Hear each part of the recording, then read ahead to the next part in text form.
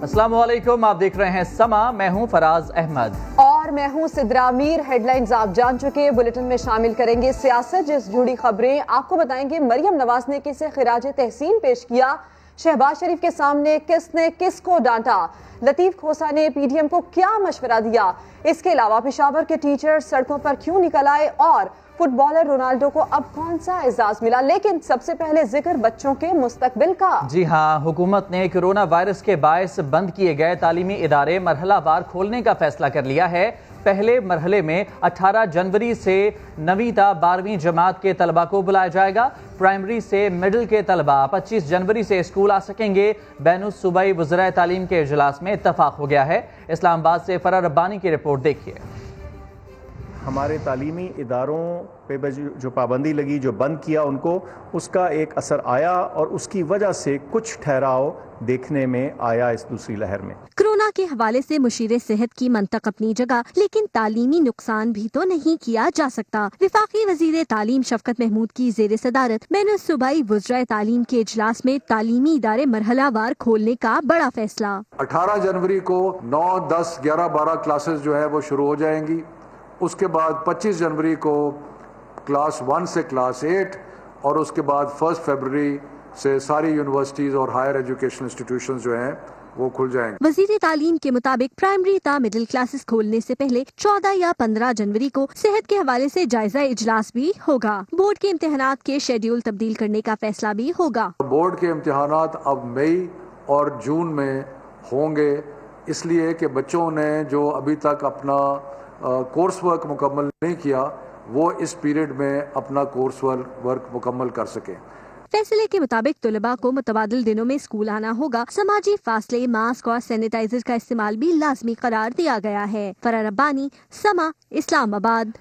10 ماہ سے اداروں کو بند کر کے بچوں کو تعلیم سے دور رکھا جا رہا ہے، اساتذہ بے روزگار ہو گئے۔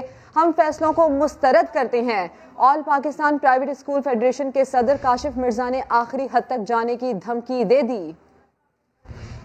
پاکستان پرائیویٹ اسکول فیڈریشن آج کی وزرائے تعلیم کانفرنس میں جو ہونے جس میں تعلیم کے سلسلے کو مزید تعطل کا شکار کیا گیا ہے، اس کی مسترد کرتے ہیں۔ 7.5 کروڑ بچوں کے تعلیمی آئینی حق کے لیے 25E آرٹیکل کے لیے ہم آخری حد تک جائیں گے۔ اس کے لیے چاہے ہمیں دھرنے دینے پڑے، ہم ملک پر سے آئیں گے۔ 10 سے 12 ماہ کے اندر جو تعلیمی اداروں کو بند رکھا گیا، 1.5 کروڑ بچہ ہمارا جو ہے عملاً ہی جو ہے وہ واپس نہیں آیا۔ 7 لاکھ ہمارا ٹیچر جو ہے چھوڑ چکا ہے۔ ہمارے اساتذہ نے، ہمارے ایم فل ٹیچر، ہمیں PhD ٹیچر نے ریڑیاں لگائی ہیں، سبزیوں کی ریڑیاں، پھلوں کی ریڑیاں، اور خودکشیاں کی ہیں۔ پورے پاکستان میں تعلیم کو لاک ڈاؤن کیا گیا، سب کچھ کھلا ہے۔ میرا بچہ مارکیٹ میں، گراؤنڈ میں، پارک میں، شادی ہال میں آزاد ہے۔ اور خبر آپ کو دیں گے خیبر پختونخوا سے، جہاں کے سیکنڈری اسکول ٹیچرز سڑکوں پر آ گئے ہیں۔ ترقی نہ ملنے کے خلاف GT روڈ پر اس وقت احتجاج کیا جا رہا ہے۔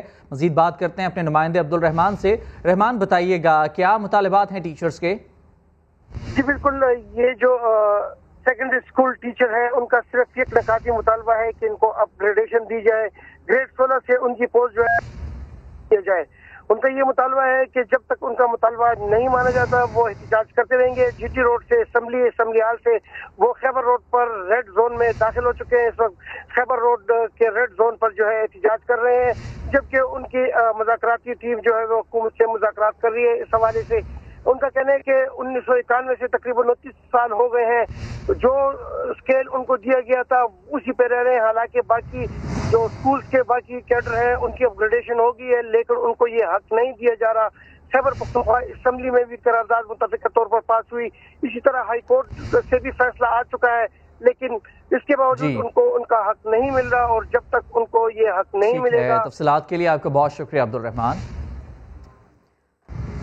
اور اب ذکر افسوسناک واقعے کا۔ بلوچستان کے علاقے مچھ میں دہشت گردی کا مقدمہ اب تک درج نہ کیا جا سکا۔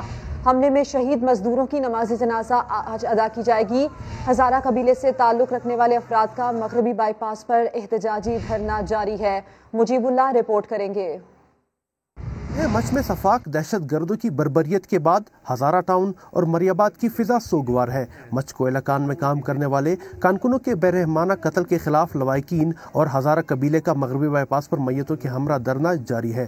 شدید سرد موسم میں خواتین اور بچوں کے ہمراہ دھرنے کے مقام پر موجود افراد ریاست سے انصاف کی اپیل کر رہے ہیں۔ ابھی تو ہر آنکھ اشکبار ہے، سب غم میں ڈوبے ہوئے، ہمیں صرف حکومت سے انصاف چاہیے۔ ہم نہ حکومت کے خلاف ہے، نہ کسی پارٹی کے خلاف ہے، نہ اپنی نمائندوں کے خلاف ہے، ہمیں صرف اور صرف انصاف چاہیے، ہمیں تحفظ دے دے۔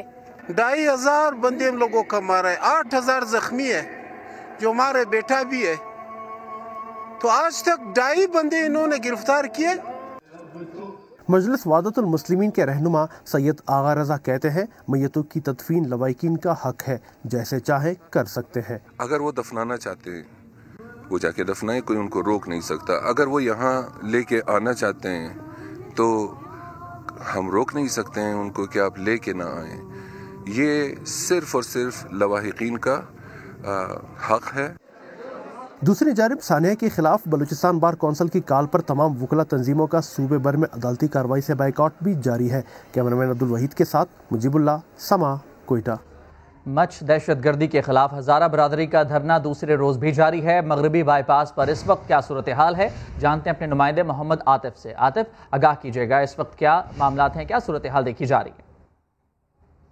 جی بالکل، اس ٹائم میں موجود ہوں کوئٹہ کے مغربی بائی پاس پر، جہاں ہزارہ برادری کا دھرنا جو ہے 26 گھنٹے گزرنے کے بعد بھی جو ہے جاری ہے۔ دھرنے کی شرکا کی تعداد میں جو ہے بتدریج اضافہ ہوتا جا رہا ہے۔ میتوں کو بھی جو ہے وہ جو لواحقین ہیں انہوں نے لا کر اس بائی پاس پر رکھ دیا ہے، اور احتجاج جو ہے جاری ہے۔ لواحقین کا یہی مطالبہ ہے کہ جب تک ان کے مطالبات جو ہے وہ پورے نہیں کیے جاتے یہ دھرنا جاری رہے گا۔ جو شہداء ہیں ان کے قاتلوں کو گرفتار نہیں کیا جاتا، یا فیڈرل گورنمنٹ سے کوئی نمائندہ یہاں پر آ کر ان کو اس بات کی یقین دہانی نہیں کراتا کہ آیا مستقبل میں یہ واقعات روکنے کے لیے عملی طور پر اقدامات نہیں کیے جاتے، ان کا یہ دھرنا جو ہے جاری رہے گا۔ جی عاطف، اپڈیٹ کرنے کے لیے آپ کا شکریہ۔ آگے بڑھتے ہیں، لانگ مارچ ہوگا، استعفے بھی دیں گے، ایسا کہنا ہے مسلم لیگ نون کی نائب صدر مریم نواز کا۔ بہاولپور سے لاہور روانگی سے قبل میڈیا سے گفتگو میں کہا حکومت عزت سے جانے پر راضی نہ ہوئی تو پھر عوام کوئی اور فیصلہ کریں گے۔ لانگ مارچ کا پلان بالکل ہے، لانگ مارچ ہوگا انشاءاللہ تعالی۔ تاریخ کا اعلان لوگوں کی سہولت کو، موسم کو دیکھ کے سامنے رکھ کے کیا جائے گا انشاءاللہ۔ فیصلہ ہوا تھا 31 ستمبر تک حکومت نہیں گئی ابھی تک، استعفے ہوں گے انشاءاللہ۔ عمران خان کے واپس جانے کا مطالبہ تھا کہ 31 تاریخ تک اگر عمران خان استعفیٰ نہیں دیتا تو آگے آپ کا، وہ ابھی تک انہوں نے استعفیٰ نہیں دیا۔ 31 جنوری جب آئے گی اور ہم دیکھیں گے کہ وہ اگر عزت سے جانے پہ راضی نہیں ہے تو پھر انشاءاللہ عوام کوئی اور فیصلہ کرے گی۔ نون لیگی صدر کے سامنے دو اہم رہنما آپس میں الجھ پڑے۔ خواجہ سعد رفیق اور خواجہ احمد حسان کے درمیان تلخ کلامی ہوئی۔ کمرہ عدالت میں اس وقت ماحول گرم ہو گیا جب خواجہ سعد رفیق شہباز شریف کو بریفنگ دے رہے تھے۔ اسی دوران خواجہ احمد حسان غصے میں آئے اور خواجہ سعد رفیق کو شٹ اپ کال دے دی۔ شہباز شریف نے دونوں رہنماؤں میں صلح کرائی۔ خواجہ احمد حسان نے تلخ کلامی کا اعتراف کیا اور کہا کہ باپ بیٹے میں بھی تلخ کلامی ہو جاتی ہے۔ جو میڈیا پہ چل رہا ہے جس طرح وہ میں اس کی پرزور تردید کرتا ہوں۔ میرا اور سعد رفیق صاحب کا بالکل بھائیوں والا تعلق ہے، وہ چھوٹے بھائی ہیں، اور والد اور بچوں میں بھی کبھی تلخی اور ترچھی ہو جاتی ہے۔ ہم آپس میں کوئی بدگمانی نہیں ہے۔ انشاءاللہ ہم دونوں پارٹی کی مضبوطی کے لیے ایک دوسرے کو فیسیلیٹیٹ کریں گے، مل کر کام کریں گے انشاءاللہ، اور اللہ نے چاہا آج کے بعد اور زیادہ قوت اور بہتر انداز میں آگے انشاءاللہ پارٹی کے لیے اور پبلک کے لیے کام ہوگا انشاءاللہ۔ جبکہ نون لیگ کے رہنما احسن اقبال نے حکومت کو لطیفہ قرار دے دیا۔ کہتے ہیں حکومت نے جھوٹے مقدمے بنانے میں پی ایچ ڈی کر رکھی ہے۔ جس اپارٹمنٹ سے متعلق کیس ہے اس سے زیادہ رقم نیب لندن مقدمے میں ہارا ہے۔ وہ شہباز شریف کے خلاف منی لانڈرنگ کیس کی سماعت کے بعد میڈیا سے گفتگو کر رہے تھے۔ یہ حکومت پاکستان کی تاریخ میں ایک لطیفہ حکومت بن چکی ہے۔ اس لطیفے نے 22 کروڑ لوگوں کو رلا دیا ہے۔ تم صرف جھوٹے مقدمے بنا سکتے ہو۔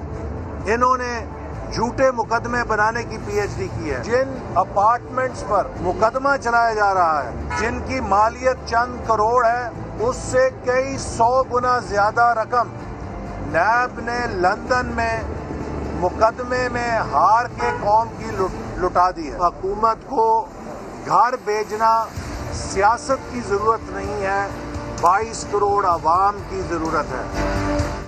पीपल्स पार्टी के रहनुमा खुर्शीद शाह कहते हैं कि हुकूमती रवैये बता रहे हैं कि वो मुज़ाकरात नहीं चाहती, डायलॉग के अमल को खुद सबूताज कर चुकी है। सखर में एहतसाब अदालत के बाहर मीडिया से गुफ्तगू में कहा कि हालात बेहतर नहीं, मसले का खतरनाक इख्तिताम नजर आ रहा है। इस वक्त सबसे अहम बात यह है कि मुल्क की जो सियासी हालात हैं वो अच्छे नहीं है। आज जो हालात है वो बड़े खतरनाक हद तक नजर आते हैं। हुकूमत की जो हट धर्मी है वो दिखा रही है कि ये मसला ख़त्म होने वाला नहीं है, ये ख़तरनाक एंड पे जाके ख़त्म होगा। नेशनल डायलॉग तो हुकूमत को करना ही नहीं है। हुकूमत तो डायलॉग करना होता तो ये रवैया उनका नहीं होता। इस्तीफ़ा हल नहीं है, इस्तीफ़ा का वक्त आएगा जिस पे ज़रूर होंगी वो। अब इलेक्शंस हो रही हैं, 20-25 इलेक्शन हो रही हैं, उसमें इंशाल्लाह ताला अपोजिशन जब सक्सेस होके एक मैसेज कन्वे करेगी। मैंने कैलकुलेशन करके दी है लीडरशिप को भी कि भाई हम 2-3 सीटें हमारी ज्यादा होंगी, कम नहीं होंगे। और वजीर सेहत पंजाब डॉक्टर यास्मीन राशिद कहती हैं, बार बार कहने के बावजूद नवाज शरीफ ने लंदन जाकर अपनी सेहत के हवाले से तफसीली रिपोर्ट्स नहीं भिजवाई। मियां साहब अब हशाश बशाश हैं। मुल्क का लीडर बनना है तो वापस आकर मुल्की अदालतों का सामना भी करना पड़ेगा। जब वो हमारे पास अस्पताल में आए, उनका प्लेटलेट काउंट बहुत लो था। प्लेटलेट का प्रॉब्लम था, उसकी हमने सही तशखीस की थी और तशखीस करने के बाद उसका सही इलाज हुआ। हमने कहा था कि एक आपका बोन मैरो हम करना चाहेंगे, एक जेनेटिक टेस्ट करना चाहेंगे, उसके लिए भी उन्होंने नहीं एग्री किया। CT स्कैन के लिए भी नहीं एग्री किया। मैं उनके पास खुद गई तो उनसे पूछा कि आप बाहर से कोई मुआलिज बुलाना चाहते हैं? उन्होंने कहा जी मैं यहाँ के ट्रीटमेंट के साथ सेटिस्फाइड हूँ। हमारे पास से 14 दिन के बाद एक बेहतर हालत में घर वापस गए। इंसानी हमदर्दी के तौर पे उनको कोर्ट ने इजाजत दी बेल के ऊपर कि वो तशरीफ ले जाए। हमें ये अंडरस्टैंडिंग देगी गई कि उनकी बेल की तौसीह तब होगी जब हम रिपोर्टें देंगे उनको। उन्होंने रिपोर्ट्स डिले की। पहली रिपोर्ट हमारे पास 24 दिसंबर को आई, 2019 की बात मैं कर रही हूँ। डॉक्टर अदनान से बात की, मैंने कहा डॉक्टर साहब अगर डिटेल रिपोर्ट भेजेंगे तो इनकी बेल में तौसीह होगी। आप उसके बावजूद उन्होंने नहीं दिया तो फिर तो हमें नीयत पे शक होना शुरू हो गया। एक बंदा जो अपने आप को लीडर कहता है इस मुल्क का, प्राइम मिनिस्टर रह चुका है 3 दफा। मैं तो अपनी मुंह जुबानी बात पे कमिटमेंट पे खड़ी होती हूँ, आप भी तो खड़े रहिए। इस मुल्क के लीडर बनना है तो इस मुल्क की कोर्ट फेस करेंगे आप, और जो कोर्ट ने सजा दी है वो आपने भुगतनी है। तो आपको तो यहाँ वापस आना चाहिए अगर आपकी तबीयत अब हशाश बशाश हो गई है। सुप्रीम कोर्ट ने सेनेट इंतखाबात ओपन बैलेट से कराने के लिए दायर सदारती रेफरेंस पर कौमी और सूबाई असम्बलियों के speakers, chairman senate, election commission से 1 हफ्ते में जवाब मांग लिया है। सियासी इत्तफाक राय पैदा क्यों नहीं करते? अदलिया सियासी मामलात में क्यों मुदाखलत करे? सुप्रीम कोर्ट ने अहम सवालात भी उठा दिए। अदालत ने हुकूमत को रेफरेंस पर समाअत के हवाले से अखबारात में अवामी नोटिस शाया करने की हिदायत भी कर दी। कहा गया कि जो पार्टी अपना मौक़िफ़ देना चाहे तहरीरी जमा करा सकती है। जस्टिस याहिया आफरीदी ने अटॉर्नी जनरल को कहा कि सदारती रेफरेंस काबिल समाअत होने पर भी दलाइल दें। अदालत सियासी मामलात में क्यों दखल दे? अटॉर्नी जनरल ने कहा कि सियासी मामला नहीं बल्कि अदालत से कानूनी राय मांगते हुए आइन के आर्टिकल 226 की तशरीह की इस्तदा की है। मजीद समाअत 11 जनवरी को होगी।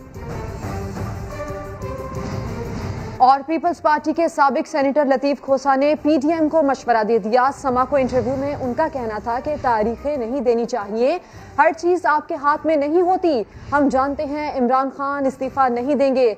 लतीफ खोसा की गुफ्तगू आपको भी दिखा देते हैं।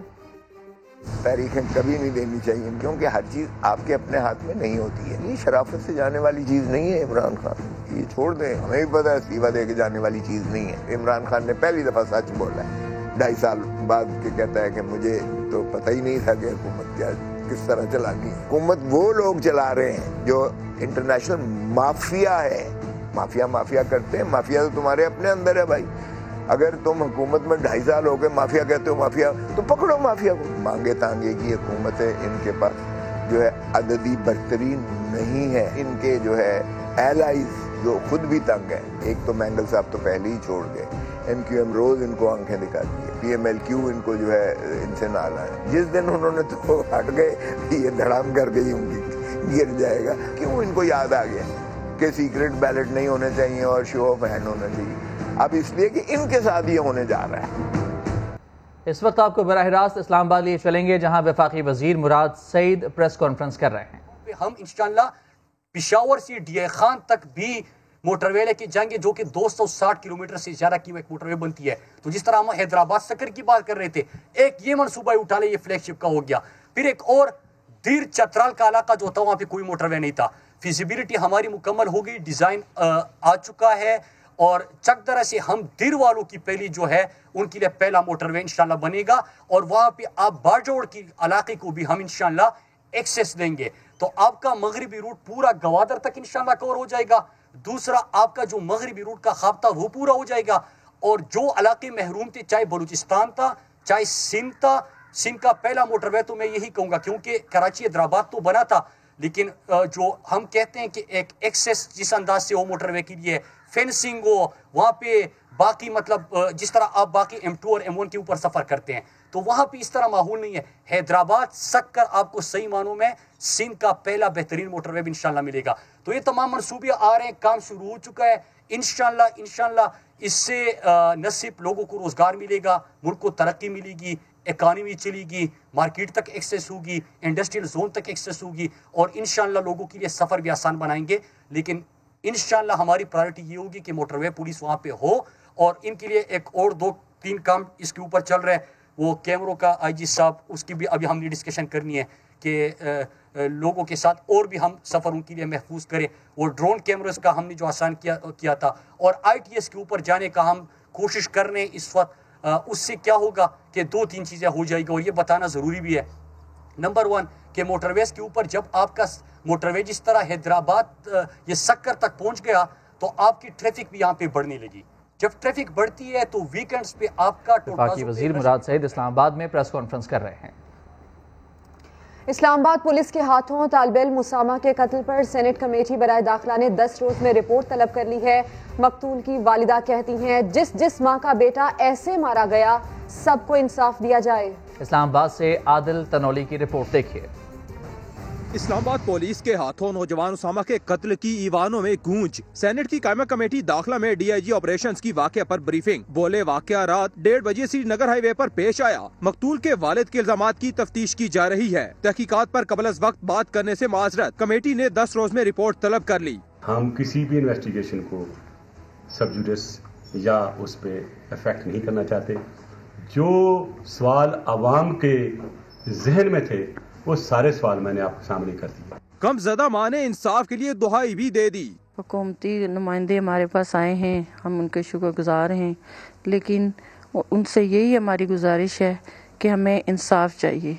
کہ ہمارا اسامہ تو چلا گیا ہے, اسامہ اس ملک کے تمام اپنے دوستوں کے لیے اور سب کے لیے انصاف مانگ رہے ہیں. مقتول کے ورثاء سے ڈپٹی اسپیکر قومی assembly Qasim sorry, IG DIG اور وزیر منصوبہ بندی اسد عمر گھر جا کر تعزیت کر چکے. وفاقی وزیر داخلہ شیخ رشید نے فاتح خانی کے بعد متاثرین کے مطالبات کی بھرپور تائید بھی کی تھی.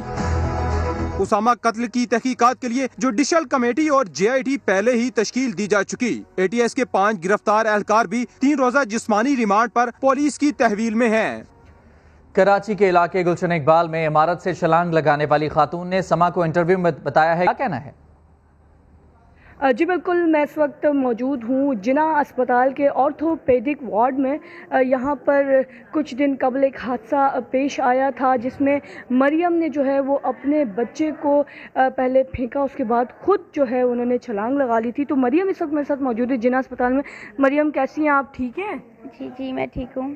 اچھا مریم بتائیے گا اگر آپ کو تھوڑا بہت کچھ یاد ہو تو اس دن ہوا کیا تھا؟ یہ میرے سے کافی ٹائم سے ایسا چل رہا تھا. میں نے ایک گھر چینج کیا, پھر میں نے دوسرا گھر چینج کیا, پھر میں اپنی والدہ کے گھر گئی ہوں, والدہ کے گھر سے پھر میں یہاں پہ آئی ہوں.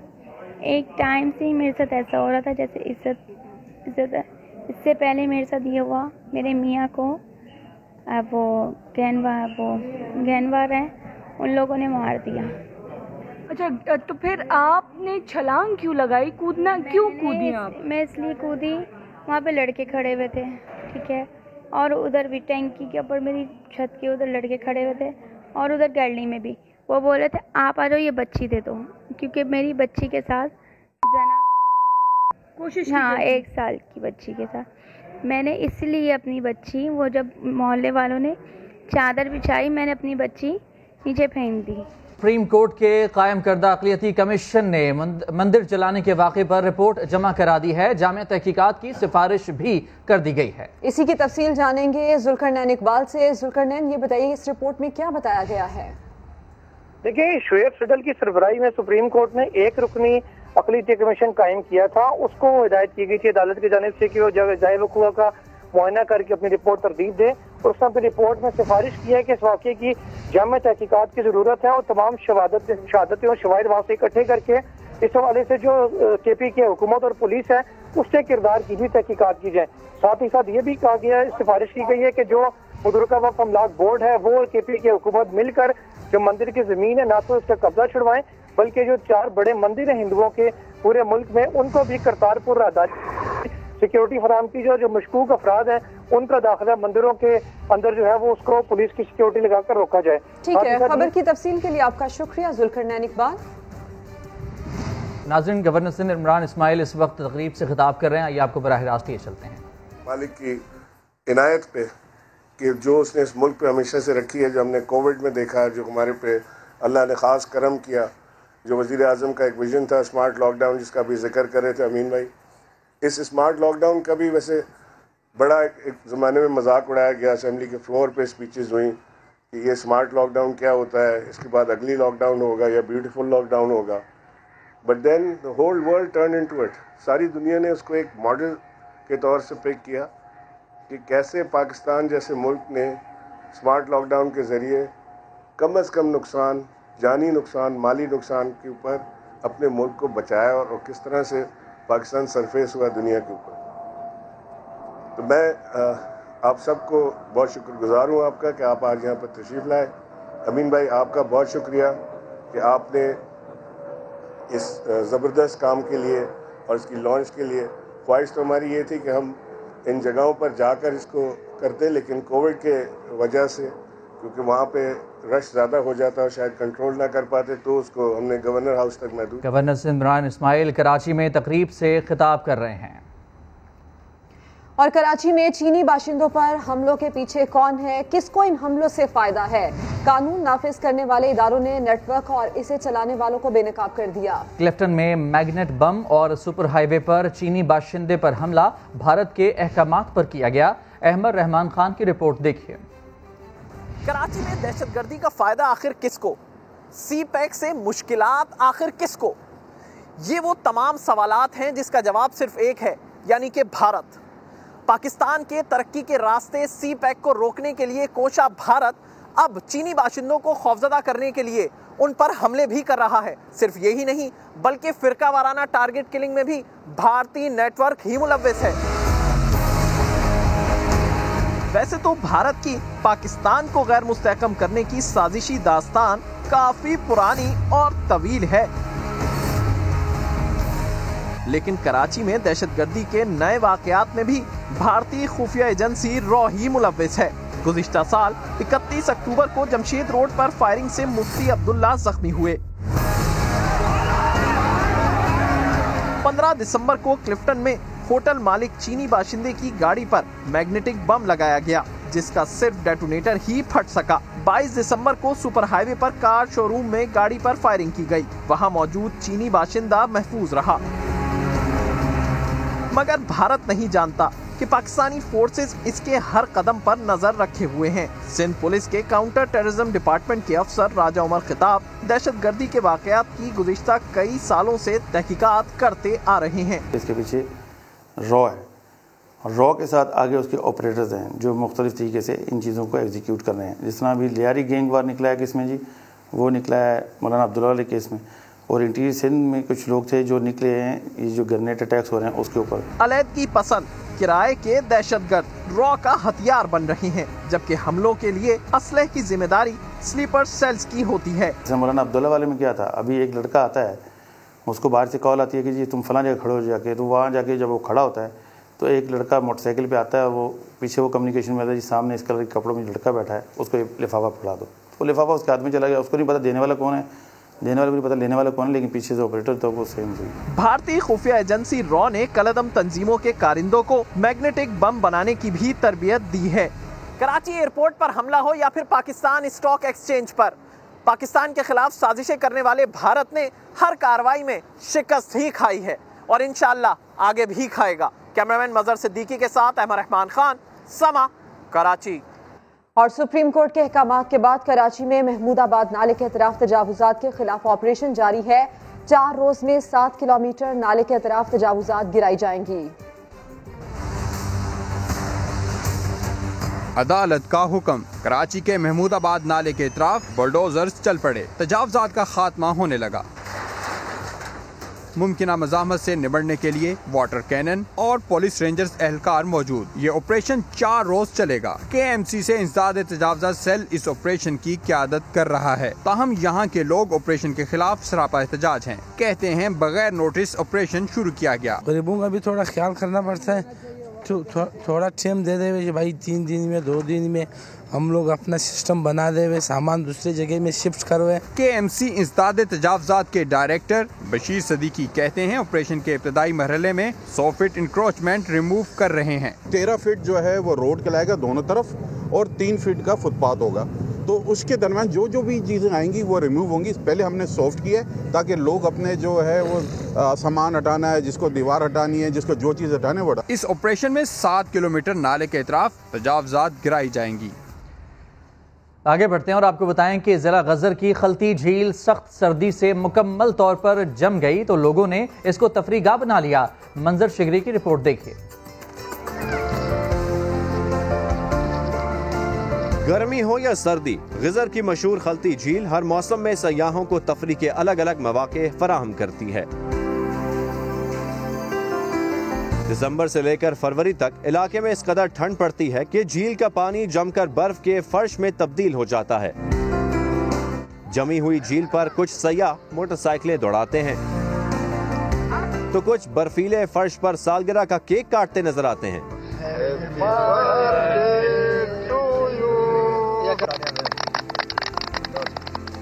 सयाह यहाँ दिलकश नज़ारों को कैमरे की आंख से महफूज बनाते हैं।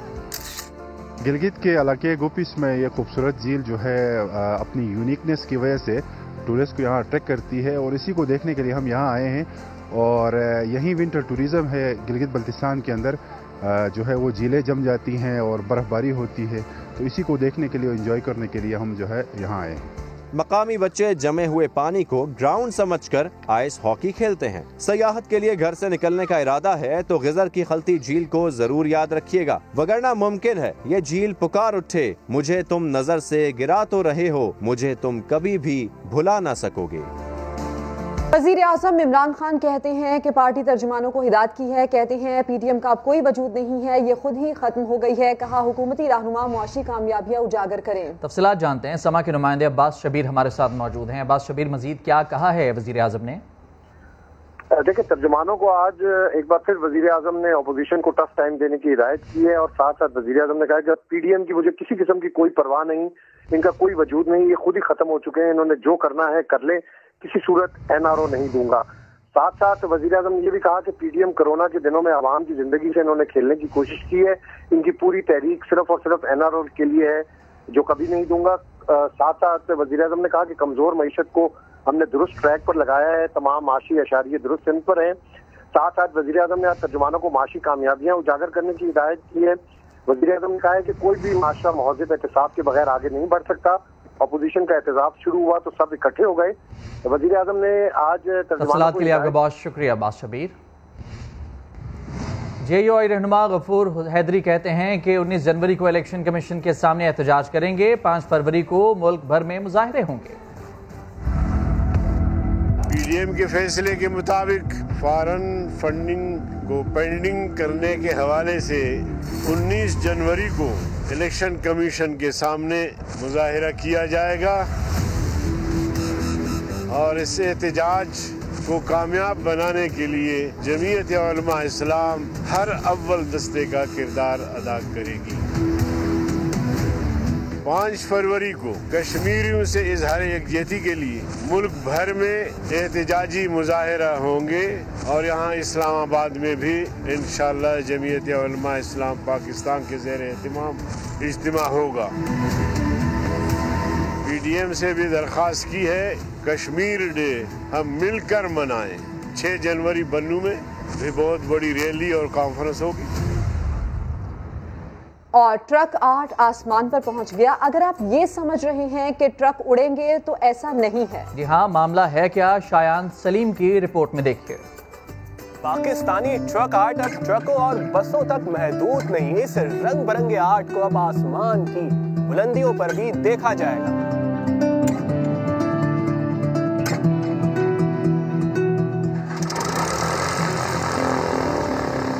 जी हाँ, रिवायती ट्रक आर्ट पहली बार फिजा में रंग बिखेरेगा।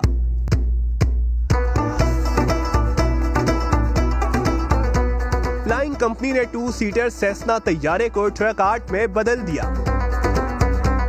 जानवरों की तस्वीर, दिलकश नक्शो निगार, मज़ाहिया और दिलचस्प जुमले तैयारे पर दीदा ज़ेब अंदाज में पेंट किए गए हैं। फ्लाइंग कंपनी के CEO का कहना है कि इस मुनफरिद आइडिया का मकसद सयाहत को फरोग देना और पाकिस्तान से मोहब्बत का इजहार करना है।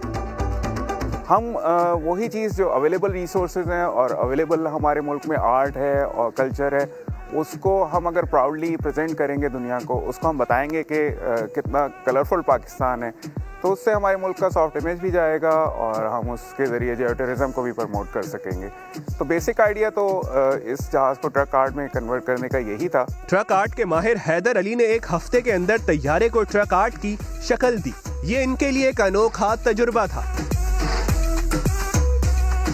ट्रक आर्ट और W11 एक हमारी पहचान है, हमारे कराची शहर की एक खूबसूरत W11 जो पूरे दुनिया में मशहूर है। इसी तरह उसका नाम भी लिखा W11 हमने, और फिर इसको ट्रक आर्ट जो हमारे मुख्तलिफ सूबों की अक्कासी करते हैं, इसके रंग वो भी इसमें ऐड किए।